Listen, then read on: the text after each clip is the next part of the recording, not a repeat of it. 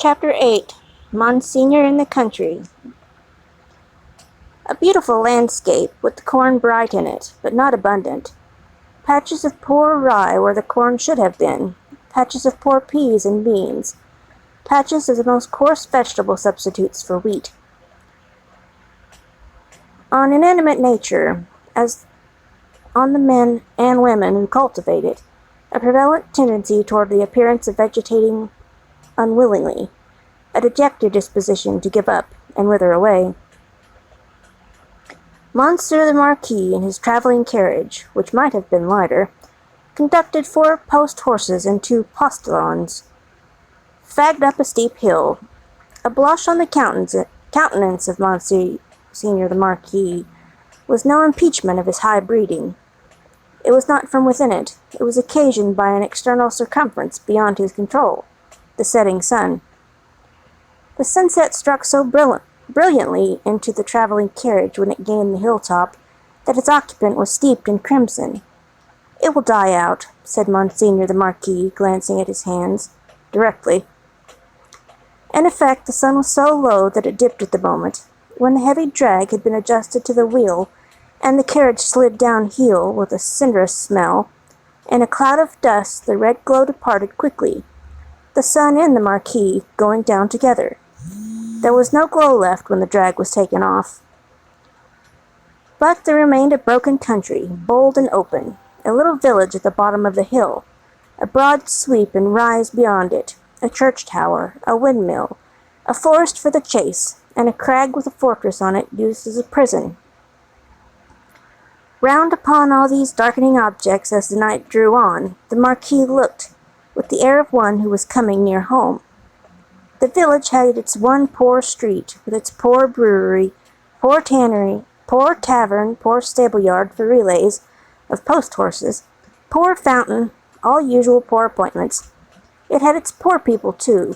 All its people were poor, and many of them were sitting at their doors, shredding spare onions and the like for supper, while many were at the fountain, washing leaves and grasses and any such small yieldings of earth that could be eaten.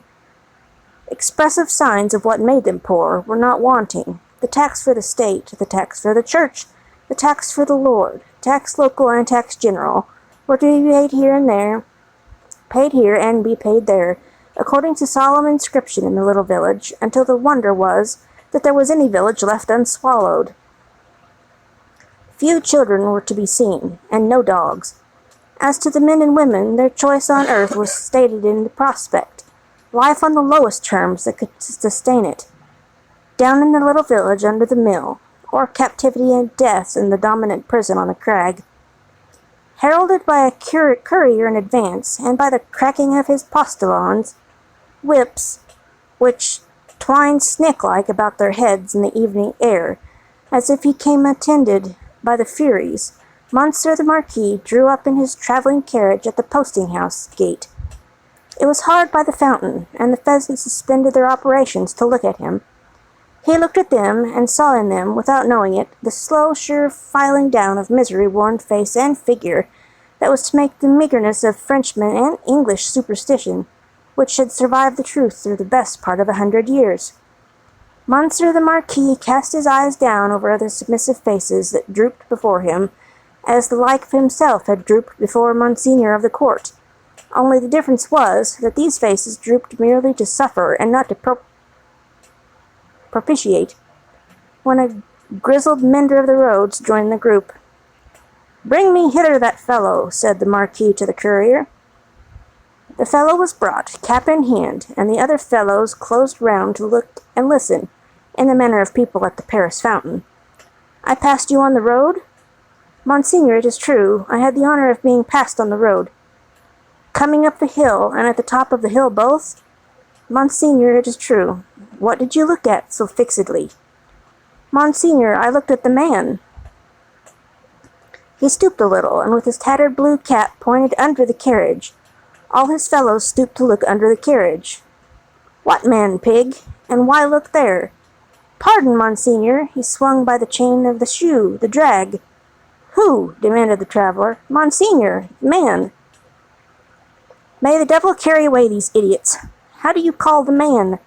You know all the men of this part of the country. Who was he? Your clemency, Monseigneur. He was not of this part of the country. Of all the days of my life, I've never saw him. Swinging by the chain, to be suffocated? With your gracious permission, that was the wonder of it, Monseigneur. His head hanging over, like this. He turned himself sideways to the carriage and leaned back, with his face thrown up to the sky, and his head hanging down, then recovered himself, fumbled with his cap, and made a bow. What was he like? Monseigneur, he was whiter than the miller, all covered with dust, white as a spectre, tall as a spectre. The picture produced an immense sensation in the little crowd, but all eyes, without comparing notes with other eyes, looked at the Monseigneur the Marquis, perhaps to observe whether he had any spectre on his conscience. Truly you did well, said the Marquis felicitously, sensible that such vermin were not to ruffle him, to see a thief accompanying my carriage, and not open that great mouth of yours. Bah! Put him aside, Monsieur Gabelle. Monsieur Gabelle was the postmaster, and some other taxing functionary united. He had come out with great obsequiousness, to assist at this examination, and had held the examined by the drapery of his arm in the official manner. Bah! Go aside, said Monseigneur Gabelle. Lay hands on this stranger if he seeks to lodge in your village tonight, and be sure that his business is honest, Gabelle. Monseigneur, I am flattered to devote myself to your orders. Did he run away, fellow? Where is that accursed? The accursed was already under the carriage with some half-dozen particular friends, pointing at the chain with his blue cap. Some half-dozen other particular friends promptly hauled him out, and presented him breathless to Monseigneur Marquis. Did the man run away, dolt, when we stopped for the drag? Monseigneur, he precipitated himself over the hillside, head first, as a person plunges into the river. See to it, Gabelle. Go on. The half-dozen who were peering at the chain were still among the wheels, like sheep. The wheels turned so suddenly that they were lucky to save their skins and bones. They had very little else to save, or they might not have been so fortunate.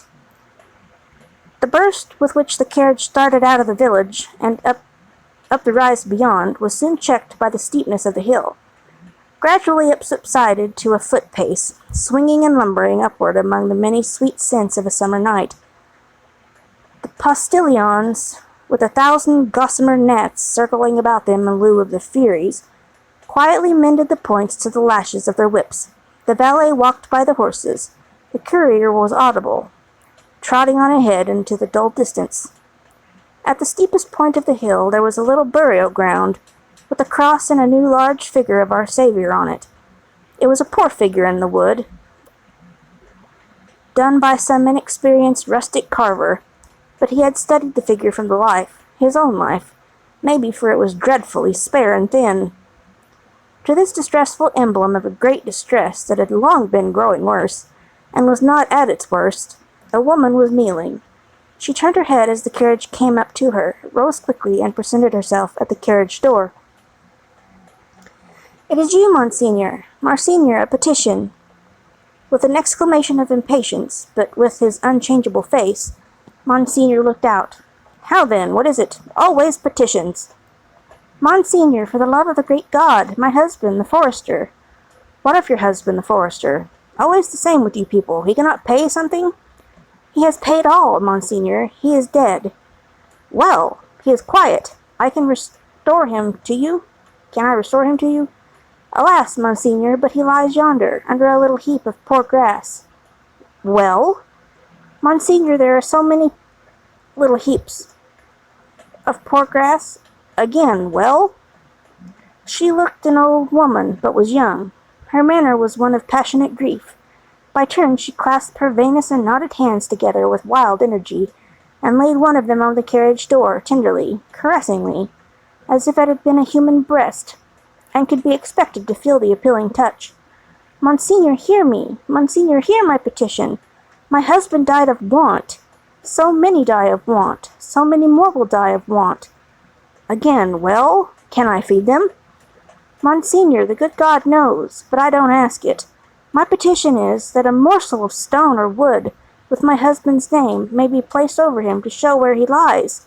Otherwise the place will quickly be forgotten. It will never be found when I am dead of the same malady.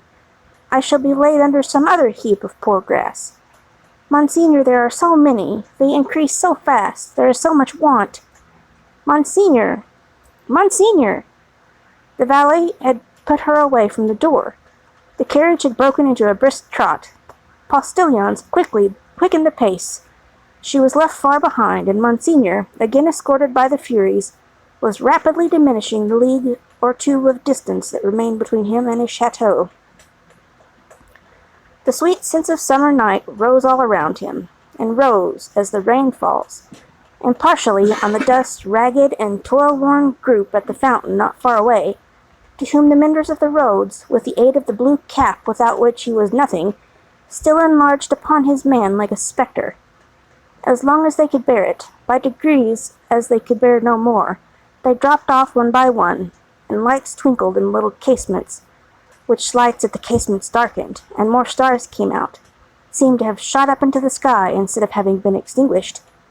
The shadow of a large, high-roofed house, and of many overhanging trees, was upon Monsignor the Marquis by that time, and the shadow was exchanged for the light of a flambeau as his carriage stopped, and the great door of his chateau was opened to him. Monsignor Charles, whom I expect, is he arrived from England? Monsieur, not yet.